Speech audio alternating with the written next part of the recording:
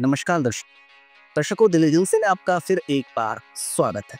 दर्शकों, आपने लव जिहाद नाम का शब्द तो अक्सर कई बार सुना होगा, लेकिन अगर मैं आपको कहूँ कि शरबत जिहाद नाम का भी शब्द आपने सुना है, तो आप क्या कहेंगे? बिल्कुल नहीं। जी हाँ, बाबा रामदेव फिर एक बार से अपने बयान को लेकर सुर्खियों में। दरअसल बात यह है कि हमने पूरे हिंदुस्तान में गर्मियों के दिनों में जो पेय पदार्थ हम पीते थे उसे रूह अफ़ज़ा कहते हैं। रूह अफ़ज़ा पीने के बाद शरीर में एक अलग से ठंडक आ जाती थी, क्योंकि अक्सर लोग रूह अफ़ज़ा को गर्मी में ही पीते। वहीं बाबा रामदेव ने इसी रूह अफ़ज़ा का बिना नाम लिए कई तरह के आरोप लगा दिए मार्केट में मिलने वाले जूस के ऊपर, कोल्ड ड्रिंक्स के ऊपर, यहाँ तक कि रूह अफ़ज़ा के ऊपर। हालांकि हम आपको ये बता दें कि रूह अफ़ज़ा का नाम उन्होंने लिया नहीं, लेकिन कहीं ना कहीं उन्होंने अपने शब्दों से रूह अफ़ज़ा को ही टारगेट किया। दरअसल बाबा रामदेव का कहना है कि मार्केट में जो कोल्ड ड्रिंक्स, जो जूस या किसी भी प्रकार के पेय पदार्थ मिल रहे हैं, जो गर्मियों में आप पीते हैं, हमारे बच्चे पीते हैं, बड़े बुजुर्ग पीते हैं, वो किसी टॉयलेट क्लीनर से कम नहीं है।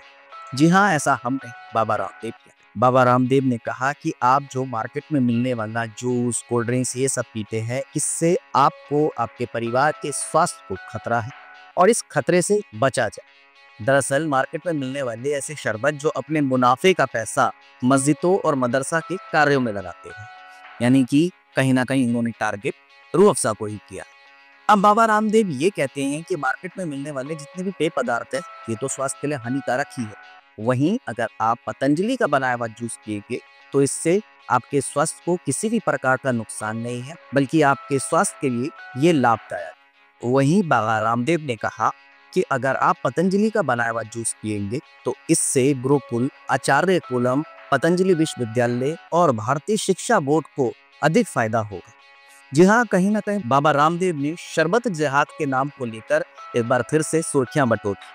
कहीं न कहीं बाबा रामदेव को ये पता है, इस बयान से लोगों की भावनाओं को भी ठेस पहुँच सकती है, क्योंकि बिना नाम लिए जिस शरबत को वो टारगेट कर रहे हैं, पूरा हिंदुस्तान ना जाने कितने सालों से पीता आया है। आज तक कोई नुकसान देखने को नहीं मिला। बाबा रामदेव के इस बयान पे कई लोगों ने अपनी-अपनी प्रतिक्रियाएँ दी। वहीं एक यूज़र ने लिखा कि बाबा रामदेव अपने जूस को बेचने के लिए हिंदू मुस्लिम कार्ड खेल रहे हैं, इसलिए उन्होंने शरबत जिहाद जैसे शब्दों का इस्तेमाल किया।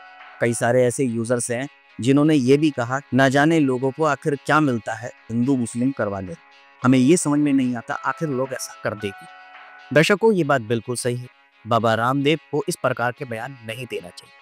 देश में इन दिनों वैसे ही लोग हिंदू मुस्लिम की राजनीति कर कर नफरत फैला रहे हैं। अब बात जो है बाबा रामदेव की आ गई, क्योंकि उनके बयान से कई लोगों की भावनाओं को ठेस पहुंच सकती है। बाबा रामदेव को इस तरीके का बयान नहीं देना चाहिए। बाबा रामदेव को हम ये कहते हैं कि माफी मांगनी चाहिए, क्योंकि पूरा देश आज हिंदू मुस्लिम, हिंदू मुस्लिम, हिंदू मुस्लिम ही कर रहा है। हालांकि हिंदू मुस्लिम करके सिर्फ नफरत फैलाई जा रही है। जितना हो सके प्यार मोहब्बत फैलानी चाहिए, ना कि अपने बयानों से लोगों के दिलों में नफरत फैलानी चाहिए। दर्शकों, इस पर आपका क्या कहना है, आप हमें कमेंट के माध्यम से बता सकते हैं।